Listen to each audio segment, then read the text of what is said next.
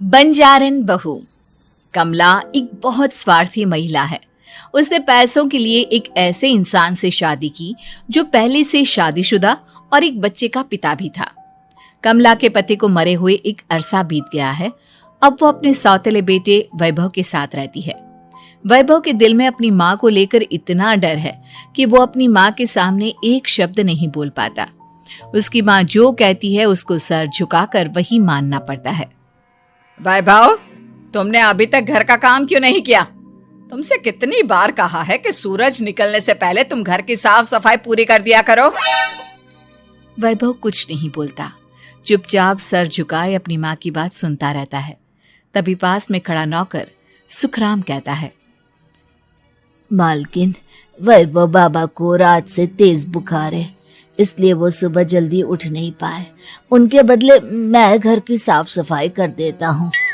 इसे कोई बुखार नहीं है। मैं इसे अच्छी तरह से जानती हूँ। ये सब काम न करने के बहाने हैं। सुखराम काका, बोल दो इसे, सारे घर का काम यही करेगा।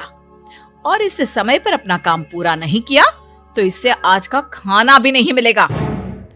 मगर मालकिन, वैभव बाबा की सच में ही तबीयत खराब है, आप एक बार देख तो लीजिए। कमला बिना कुछ बोले वहां से चली गई और बेचारा वैभव तेज बुखार में भी काम करता रहा। कमला वैभव की शादी एक ऐसी लड़की से कराना चाहती थी जो अनपढ़ हो और कमला से इसी तरह डरे जिस तरह वैभव डरता है, ताकि वैभव की सारी जायदाद और धन दौलत उसकी मुट्ठी में रहे।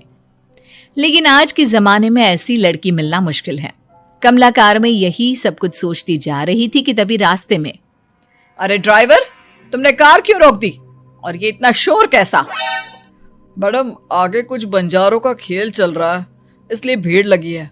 मैं अभी भीड़ को साइड में करवाकर कार निकालता हूँ। ड्राइवर भीड़ को साइड करके कार निकालने की कोशिश करने लगा कि तभी कमला की नजर रस्सी पर चल रही एक फुलवा नाम की बंजारन पर पड़ी। क्यों ना मैं इस बंजारन की शादी वैभव से करा दूं? ये तो अनपढ़ लग रही है, मेरे पैरों तले दबकर भी रहेगी। मुझे अभी इसके माँ बाप से बात करनी होगी। ये सोचकर कमला ने उन बंजारों से बात की और उन्हें शाम को अपने घर बुलाया। फुलवा के माता पिता वहां उसे लेकर आ गए। उन्होंने इतना आलीशान घर पहले कभी नहीं देखा था। अच्छा हुआ आप लोग आ गए। देखिए, मुझे घुमा फिरा कर बात करने की आदत नहीं है, इसलिए सीधे सीधे मुद्दे पर आती हूँ। मुझे आपकी बेटी बहुत पसंद है। मैं अपने इकलौते बेटे की शादी आपकी बेटी फुलवा से कराना चाहती हूँ। इसके बदले में आप जो चाहो वो ले सकती हैं। तभी फुलवा की माँ कहती है, ये क्या कह रही है मैम साहब? कहीं आप हमारी गरीबी का मजाक तो नहीं उड़ा रही ना? आप मेरे बेटे से मिल लो। अगर आपको मेरा बेटा पसंद आता है तो मैं कल से ही शादी की तैयारी शुरू कर दूंगी। सुखराम, वैभव को लेकर आओ। फुलवा अपनी माँ के कान में फुसफुसाती है, माँ, कहीं इस मेम साहब का छोरा पागल तो ना है? फुलवा अपनी माँ से बात कर रही होती है कि वैभव वहां आता है। फुलवा उसे देखती ही रह जाती है और उसके माता पिता उसकी शादी तय कर देते हैं। शादी वाले दिन किसी को फुलवा और वैभव की बेमेल विवाह की बात समझ में नहीं आती। फिर भी एक औरत कमला से पूछ ही लेती है, कमला जी, आपने अपने इकलौते बेटे की शादी देहाती गवार से क्यों करा दी? ये बंजारन आपके घर की बहू बनने लायक तो नहीं है। कम से कम अपने स्टेटस का ही ख्याल कर लिया होता। बहू तो अपने टक्कर की लाती, आपने तो बंजारन को ही बहू बना लिया। अब कमला को समझ में नहीं आ रहा था कि इस बात का क्या जवाब दे। वो कुछ देर चुप रही और सोच समझ कर कहती है, बहन जी, आपको तो पता है आजकल के बच्चे किसी की बात कहाँ सुनते हैं। मैं तो अपनी बहू एक पढ़ी लिखी और अपनी सोसाइटी की ही ढूंढ रही थी। लेकिन मेरे बेटे ने मेरे सामने इस बंजारन को लाकर खड़ा कर दिया। बोला कि मैं शादी करूंगा तो इसी से। अब भला मैं क्या करती, मुझे अपने बेटे के सामने झुकना ही पड़ा। कमला की ये बातें सुखराम भी सुन रहा था। उसने ये सारी बातें वैभव को जाकर बता दी। काका, मैं तो फुलवा को जानता भी नहीं, फिर माँ मेरे बारे में झूठ क्यों कह रही है? अरे बेटा, तुम कितने भोले हो, तुम्हें कुछ भी नहीं पता। तुम्हारे पिता अपनी सारी संपत्ति तुम्हारे नाम करके गए हैं। तुम्हारी माँ नहीं चाहती कि यह संपत्ति तुम्हें मिले, इसलिए उन्होंने तुम्हारी अनपढ़ लड़की से शादी करवाई ताकि तुम्हारी तरह वो भी अपने हक के लिए आवाज ना उठा सके। सुखराम काका, मैं क्या करूं, आप ही बताओ। माँ के सामने आते ही मेरे हाथ पैर कांपने लगते हैं। मैं माँ को कुछ भी नहीं कह पाता। वे दोनों बात कर ही रहे थे कि अचानक कमला वहां आ गई। कमला को देखकर दोनों घबरा गए। तुम दोनों फिर कभी बातें कर लेना, अभी फेरों का समय हो गया है, चलो जल्दी आओ। इस तरह फुलवा और वैभव की शादी हो गई। अगले दिन कमला ने फुलवा को बुलाया और उसे नसीहत देने लगी। देख बंजारन, तुझे मैंने अपनी बहू बना तो लिया है, लेकिन तुझे इस घर में आंख कान मुंह बंद करके रहना होगा। घर का काम कर और अपने पति से मतलब रख, समझी? कमला का ऐसा रवैया फुलवा को बिल्कुल समझ में नहीं आया। उसने वैभव से इस बारे में बात की। सुनिए ना, माँ जी ने जिस तरह मुझसे बात की मुझे अच्छा नहीं लगा। शादी से पहले तो वो मुझसे बहुत अच्छे से बात कर रही थी, लेकिन शादी के बाद उन्हें क्या हो गया? तुम ज्यादा मत सोचो, जैसा माँ कहती है वैसा ही करो। ये कहकर वैभव वहां से चला गया। अगले दिन वैभव को घर के नौकरों की तरह काम करता देख फुलवा को बहुत हैरानी हुई।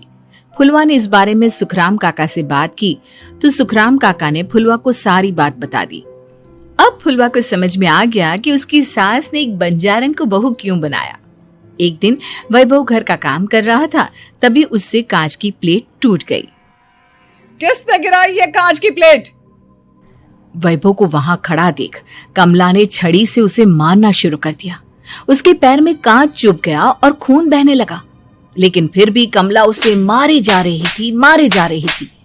ये देखकर फुलवा ने कमला के हाथ से छड़ी छीन ली और तोड़कर फेंक दी। बंजारन, तेरी इतनी हिम्मत, तूने मेरे हाथ से छड़ी छीनी? कमला फुलवा को थप्पड़ मारने ही वाली थी कि फुलवा उसका हाथ पकड़ लेती है। ओ सस माँ, मैंने मॉम की गुड़िया ना समझ लियो। बंजारन, ईंट का जवाब पत्थर से देना जानती हूँ। आज के बाद मेरे या वैभव जी के ऊपर हाथ उठाने की सोचियो भी ना, समझी ससु माँ? ये कहकर फुलवा वैभव को लेकर वहां से चली गई। उसने वैभव के पैर पर पट्टी बांधी, उसके आंसू पोंछे। वैभव ने पहली बार किसी के दिल में अपने लिए इतना प्यार महसूस किया। अब फुलवा वैभव का हर काम में हाथ बटाती, उसका बहुत ख्याल रखती। इस तरह दोनों बहुत ज्यादा नजदीक आ गए। वहीं दूसरी ओर कमला सारी जायदाद अपने नाम करने की साजिश करने लगी। और एक दिन, वैभव, जल्दी बाहर आओ। कमला की आवाज सुनकर वैभव और फुलवा अपने कमरे से बाहर आ गए। जी माँ, आपने बुलाया? ये ले, इन कागजों पर साइन कर दे।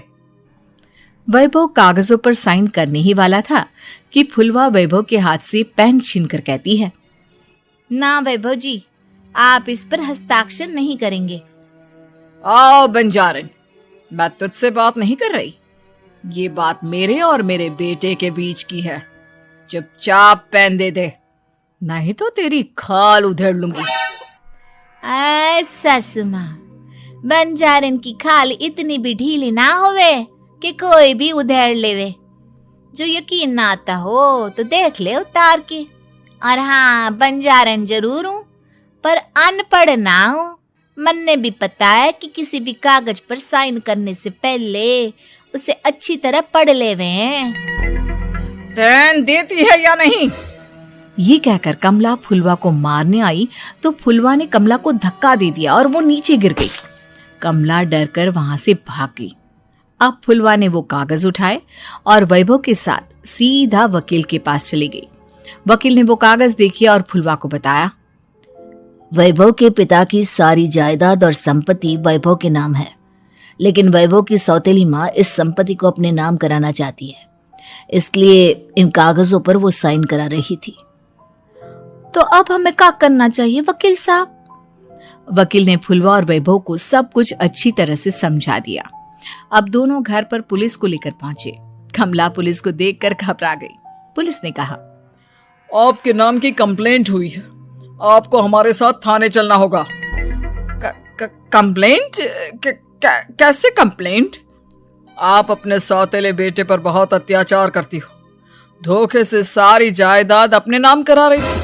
अब नहीं इंस्पेक्टर साहब, जरूर ये मेरी बहू की कोई साजिश है, इसने गलत कंप्लेंट की है। मैडम, शिकायत आपकी बहू ने नहीं बल्कि आपके बेटे वैभव ने की है। कमला वैभव का नाम सुनकर दंग रह गई। जिस बेटे ने कभी उसके सामने सर नहीं उठाया था, आज वही बेटा उसके सामने पुलिस को लिए आया है। वैभव, तुम्हारी इतनी हिम्मत कि तुम पुलिस को ले आए? हाँ माँ, मैं लाया हूँ पुलिस को, और मेरे अंदर इतनी हिम्मत कभी ना आती अगर फुलवा मेरा साथ ना देती। आपने बंजारन बहू को लाकर अपने ही पैर पर कुल्हाड़ी मारी है माँ। मैडम, आपकी बात खत्म हो गई हो तो चलो हमारे साथ।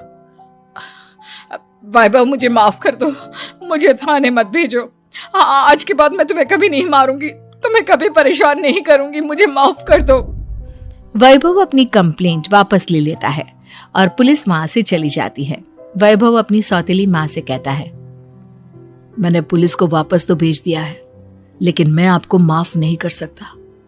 आपने बचपन से आज तक कभी मेरे सर पर हाथ नहीं रखा, हमेशा मुझे मारती रही, नौकरों की तरह बर्ताव करती रही। आप इस घर में नहीं रह सकती, चली जाइए यहां से। कमला घर छोड़कर चली गई और सड़क किनारे खड़ी होकर सोचने लगी, काश मैंने वैभव को मां की तरह प्यार किया होता तो आज मैं इस तरह से बेसहारा ना हो जाती।